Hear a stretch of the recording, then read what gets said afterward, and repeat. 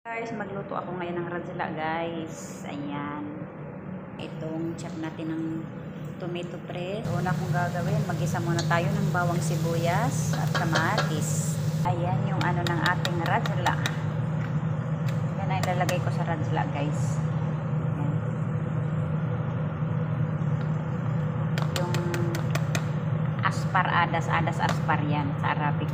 So, ayan guys, ito maglagay din tayo ng isang tomato paste. Ayan, so itong tomato paste lagay natin. At saka itong susin natin guys, pabalik-balik naman yung susin natin.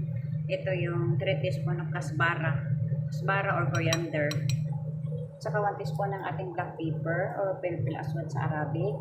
And 1 teaspoon ng cumin or kamon sa Arabic. At saka yung ating ort or kurkum sa Arabic. Ayan.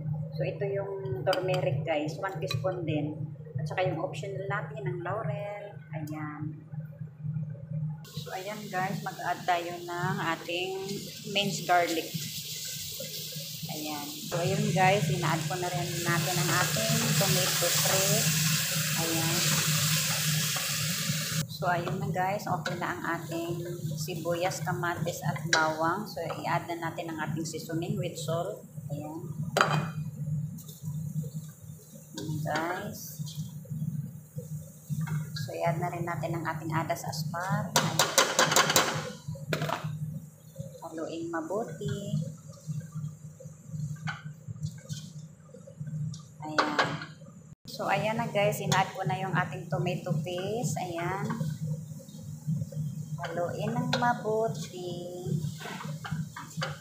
Ayan guys. So, i-add ko na din itong ating chicken stock. Ito yan guys. Ito yung chicken stock.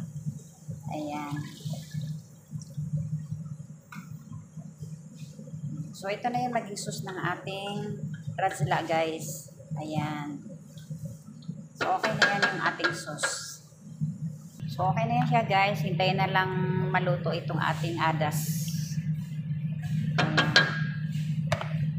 So, ayan ang ating radzela guys. Ilagay natin dito muna sa kaldero without water. Ayan. So, ayan yan siya guys. Wala siyang tubig. Nilagay ko muna dito na wala siyang tubig. So, ayan na ating radzela guys. Naka-boiled na siya without water. Binoboil ko siya sa sarili niyang tubig. Kasi pagkahugas ko nito, sinala ko siya. Tapos, nilagay ko lang siya sa kaldero na wala ng tubig na inaan. So, ayan na siya guys. So, ready na yan siya ilagay sa ating sauce. 5 minutes before serving. Pero bago mo siya ilagay sa guys, sa sauce natin, kailangan mo munang initin yung sauce natin, pakuluan, tapos saka mo siya ilagay. Tapos 3 minutes mo siyang ihalo, okay na. Pwede mo na siya i-serve. So, yan lang guys. Yung sauce niya, diba guys, ayan. So, ayan yung sauce niya. Dito mo siya hala mamaya. So, ayan lang.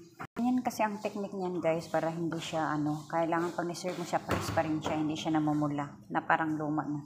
Kaya ganito ang gagawin mo guys para fresh siya. So, ayan na, i-share ko sa inyo. Ayun.